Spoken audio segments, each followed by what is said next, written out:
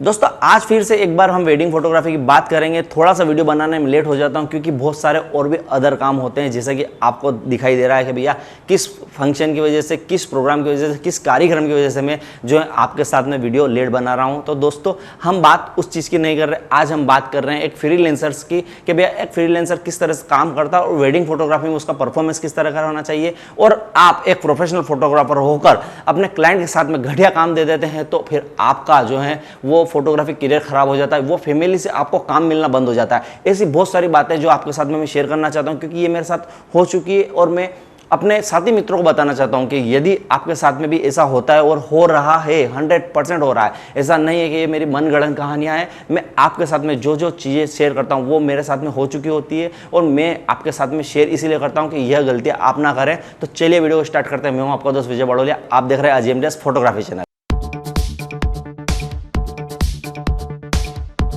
एक professional photographer द्वारा घटिया काम कर देते। काम करने का मतलब ये नहीं है दोस्तों कि आपकी फोटोग्राफी अच्छी नहीं हुई, आपके वहां पर रहने का बिहेवियर्स, आपका परफॉर्मेंस,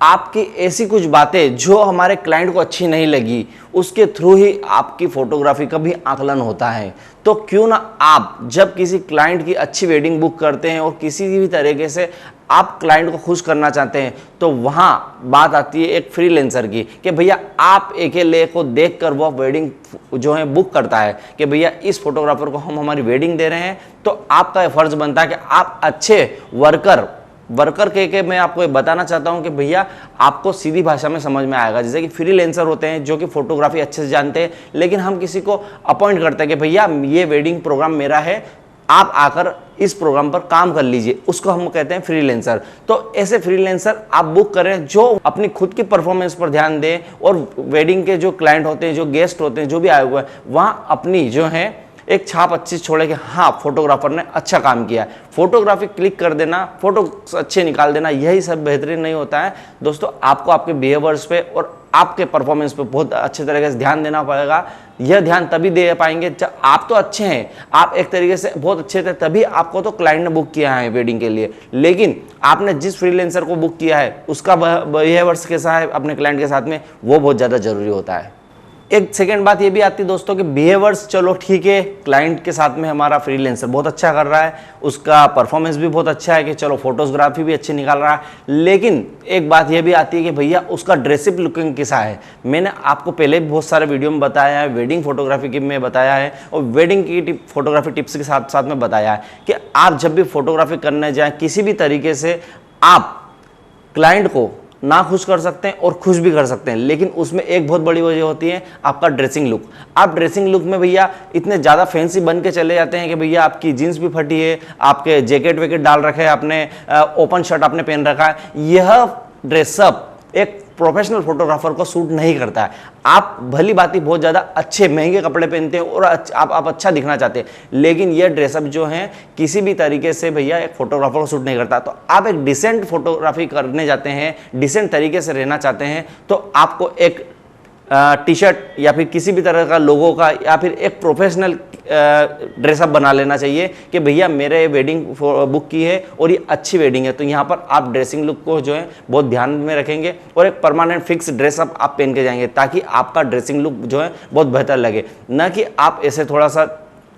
बोलना नहीं चाहिए लेकिन छपरी टाइप का फोटोग्राफर भी मैंने देखे हैं कि भैया फटी हुई जीन्स है, ओपन शर्ट है और भैया फोटोग्राफी बेहतरीन है, कोई दिक्कत नहीं, लेकिन उनका ड्रेसिंग लुक अच्छा नहीं है। तो उससे क्या होता है कि फैमिली के जो क्लाइंट होते हैं ना हमारे, वो थोड़ा सा गिल्टी महसूस करते हैं कि भैया ये कभी कहीं, क्योंकि फैमिली में देखो बहुत सारी चीज़ें होती है कि भैया हमको सब जिस फैमिली में हम शूट करने जाते हैं वहाँ पर हर एक व्यक्ति से हमको मिलना पड़ता है, हर एक लेडीज़ से हमको मिलना पड़ता है, हर एक तरह के क्लाइंट से हमको मिलना पड़ता है। तो वहाँ जो नज़रिया होता है ना वो ज़्यादा बेहतरीन होना चाहिए, तब आपको नेक्स्ट वेडिंग और नेक्स्ट बुकिंग, चाहे आप फोटोग्राफी अच्छी ना करते हो फिर भी आपको ये बुकिंग मिल जाएगी और आपको अच्छा रेट भी दिया जाएगा। आपके मुंह मांगा रेट आपको मिलेगा और आप जो है फोटोग्राफी के साथ साथ अपने क्लाइंट को भी इस चीज़ से संतुष्ट कर सकते हैं। Dressing look most important. एक बात दोस्तों ये भी है कि भैया हमारा क्लाइंट के साथ में किस तरह का बिहेवियर्स है, या फिर कोई क्लाइंट के साथ में तो बिहेवियर्स चलो अच्छा कर लेता है, लेकिन वहाँ आए हुए हैं गेस्ट, हमारा जो जिस फैमिली में प्रोग्राम है उसमें बहुत सारे गेस्ट बुलाए जाते हैं सामने से, जो हमारे कई बार पहचान के भी होते हैं और कई बार ऐसा भी होता है कि ये पहचान का नहीं है हमारा। तो वहाँ आपका बिहेवियर्स किस तरह का है वो बहुत ज़्यादा इंपॉर्टेंट है, क्योंकि वहाँ पर आप अगर बिहेवियर्स अच्छा रखते हैं, आपकी लैंग्वेज में वो शालीनता होगी, वो सीधी भाषा होगी, आप इंग्लिश भी ना बोले कोई दिक्कत नहीं, लेकिन एक शुद्ध हिंदी के साथ में भी अगर किसी से बात करेंगे ना, और आप कर बात करेंगे, या फिर किसी भी तरह से आप, एक नॉर्मल चीज बता रहा हूं मैं, आप वाली बात, एक किसी भी तरह से आप अच्छा काम करके आप आपके क्लाइंट के साथ में एक बिहेवियर्स और एक लैंग्वेज और एक भाषा का प्रयोग अच्छा तरीके से करेंगे ना, तो आपकी फोटोग्राफी चाहे थोड़ी सी खराब भी होगी, लेकिन आपको नंबर जो है 10 of 10 मिलेंगे। तो इस चीज का विशेष ध्यान रखना कि भैया किसी के बोलने का तरीका या फिर किसी को समझाने का तरीका, आप फ्रस्ट्रेट हो रहे हो कोई दिक्कत नहीं, लेकिन आप थोड़ा शालीनता से काम करेंगे और किसी के ऊपर चिढ़ेंगे नहीं ना। यदि आपके क्लाइंट के साथ में तो बिहेवियर्स अच्छे हैं और उसके गेस्ट बुलाए हुए उनके साथ में भी बिहेवियर्स अच्छा रखेंगे ना,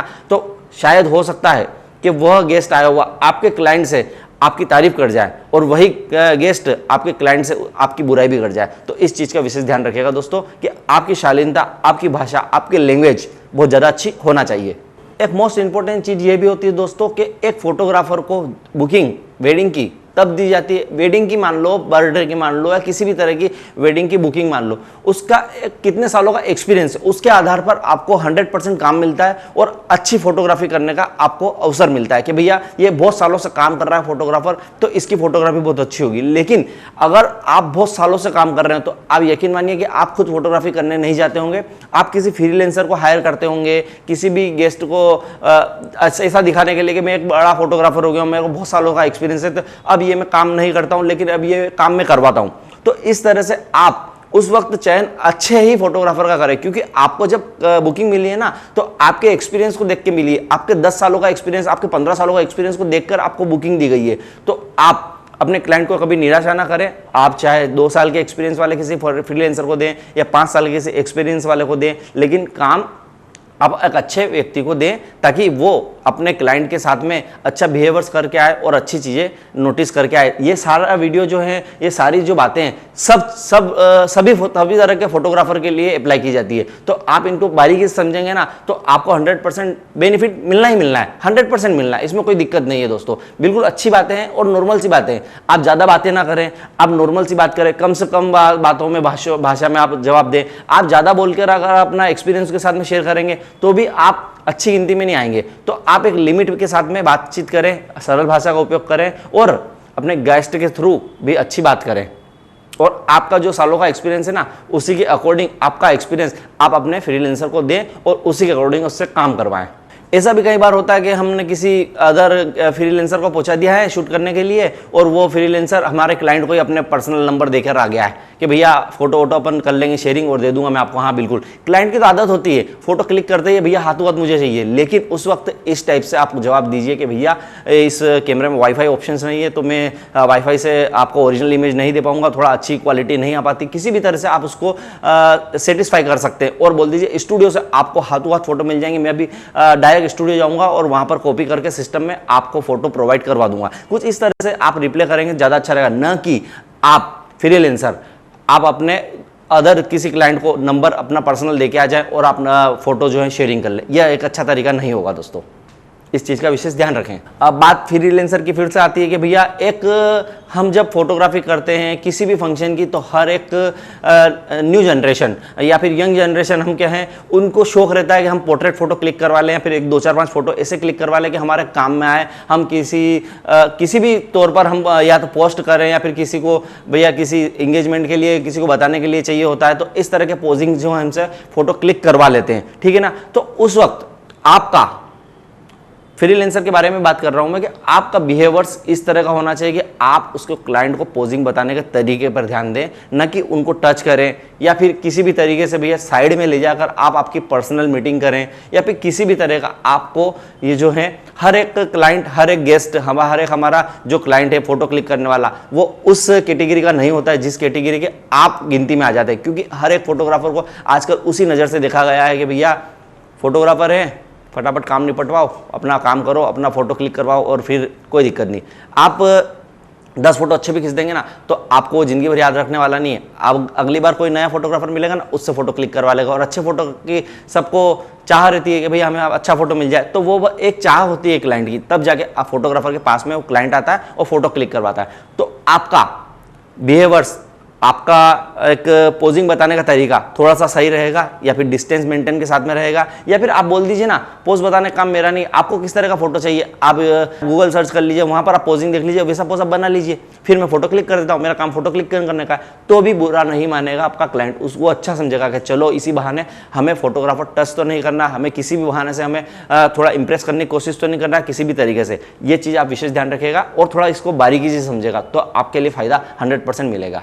बात आती है दोस्तों फ्रीलांसर के साथ में कि एक अच्छे कैमरा और एक अच्छे कैमरा एसेसरीज, बैटरी, फ्लैश और अदर जो स्टैंड, ट्राइपॉड वगैरह बहुत सारी चीज़ें होती है, एलईडी लाइट वगैरह, ये सारी चीज़ों का कॉम्बिनेशन बहुत अच्छा होना चाहिए एक फ्रीलांसर के पास में, तभी वो अच्छी फोटोग्राफी कर सकता है। एक अच्छा फोटोग्राफर एसेसरीज सारी जो है माइंड में रखना चाहिए। वो इसलिए कि हमारा जब क्लाइंट हमें बुक करना आता है तो वो कैमरा नहीं देखता है, कुछ भी नहीं देखता कि एसेसरीज कितनी तरह की, बहुत कम ऐसे क्लाइंट होते होंगे जो इस बारे में बात करते होंगे। वो सिर्फ आपको देखता है, आपके एक्सपीरियंस को देखता है और आपका व्यवहार देखता है, तभी वो आपके पास आता है। और आप ऐसी कंडीशन में किसी अदर फोटोग्राफर को पहुंचा देते हैं या फिर आप खुद भी जाते हैं, तो आप इन सब चीज़ों का व्यवस्थित करके ले जाए। बाद में आपको कई बार ऐसा कहना पड़ता है क्लाइंट से कि यार वो बैटरी डिस्चार्ज हो गई थी, यार वो फ्लैश खराब हो गई थी, इस वजह से थोड़े से फोटो खराब आ गए, या फिर वो मैं एक चीज़ भूल गया था घर पर। तो ऐसी चीज़ें ना हो दोस्तों। ये सारी चीज़ें जो है ना मैंने एनालाइज कर रखी है, मेरे फोटोग्राफी बिजनेस में, मेरे फोटोग्राफी लाइफ में मैंने एक फेस की है, इस वजह से मैं आपके साथ में शेयर कर रहा हूं, ताकि आपके साथ में ऐसा कुछ ना हो और आप अपनी फोटोग्राफी को बेहतरीन बना सकें।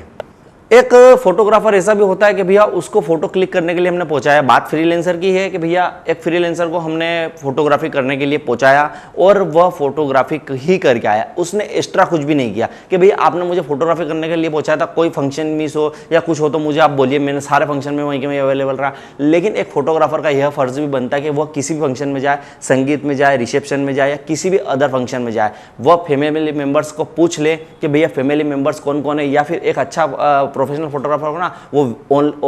ऑलरेडी थोड़ा सा प्रोग्राम करने के बाद ही समझ जाएगा फैमिली मेंबर्स ये है, तो उनके फोटोज निकालना बहुत ज़्यादा जरूरी होती है। फैमिली मेंबर्स सभी बिजी रहते हैं, जब उनके घर में फंक्शन होता है ना तो वो ज़्यादा बिजी रहते हैं, वो खुद आगे रह के नहीं बोल पाते कि हमारा फोटो क्लिक कर लो। कुछ होते होंगे जो फोटो क्लिक कर लो तो वो अपने फोटो क्लिक हो जाता है, लेकिन आपको पूछना पड़ेगा। यदि आप पूछ लेते हो और उसके बाद भी क्लिक नहीं कराते हैं तो वो बात आपके पास रहेगी एक सेव के तौर पर कि भैया मैंने पूछा था फैमिली मेंबर्स कौन है, उसके अकॉर्डिंग उन्होंने फोटो नहीं क्लिक करवाया। लेकिन आप पूछ लेंगे और फोटो क्लिक कर देंगे और निकाल के देंगे तो आपका एक जो फोटोग्राफर है वो भी खुश हो जाएगा और आपका काम कहीं ना कहीं बहुत ज़्यादा अच्छा साबित होगा कि भैया फैमिली मेंबर्स के फोटो क्लिक करके आए। मैंने फोटो क्लिक खाली फंक्शन करने के लिए बोला था, लेकिन इसके साथ साथ में इन्होंने फैमिली मेंबर्स के फोटो क्लिक किए और अच्छा काम करके लाया है, तो आपका परफॉर्मेंस बहुत ज़्यादा बेहतर हो जाएगा। दोस्तों एक वेडिंग फोटोग्राफर को जब एक बड़ी वेडिंग मिलती है, लाखों रुपए में जब वेडिंग की फोटोग्राफी की जाती है, तब उस वेडिंग फोटोग्राफर को कम से कम एक अच्छा कैमरामैन होना बहुत ज़्यादा जरूरी है कि फोटोग्राफी बहुत अच्छी करता है, एक अच्छी वीडियोग्राफी का बहुत अच्छा नॉलेज होना चाहिए, एक अच्छा ड्रोन के शॉट बनाने का अच्छा नॉलेज होना चाहिए और सिनेमेटिक करने का बहुत अच्छा नॉलेज होना चाहिए। जैसा कि भैया जो जो चीज़ें हमारे वेडिंग में काम में आती है, वेडिंग बिजनेस में काम में आती है, और वेडिंग फोटोग्राफी में हम वेडिंग में वीडियोग्राफी, सिनेमेटोग्राफी बहुत सारी चीज़ें करते हैं, उन सब चीज़ों का नॉलेज होता है, तभी उसको एक बड़ी वेडिंग मिलती है और बड़ी वेडिंग के बजट में उसको फोटोग्राफी मिलती है। तो उस समय उस फोटोग्राफर को कोई भी काम नहीं करना चाहिए कि भैया मैं कुछ भी नहीं करूंगा, मुझे आता है इसका मतलब यह नहीं कि मैं सारा काम कर लूंगा। उसे उस समय कुछ भी काम नहीं करना चाहिए और ये सारा काम फ्रीलांसर को, एक अच्छे फ्रीलांसर को सर्च करके दे देना चाहिए। अब इतना नॉलेज होने के बाद वह सारा काम तो अच्छे फ्रीलांसर्स को दे देगा या फिर करवा लेगा, लेकिन उस समय भी उसको वहां अवेलेबल रहना चाहिए। ऐसा नहीं कि फ्री हो जाए बिल्कुल कि भैया मैंने काम अच्छे लोगों को दे दिया अब अच्छे ही काम कर देंगे, लेकिन सिचुएशन और कंडीशन उसके सामने होती है, तब उसे अपना पूरा एफर्ट लगा देना चाहिए कि भैया आपने आपका एक्सपीरियंस के साथ में शेयर कर लिया,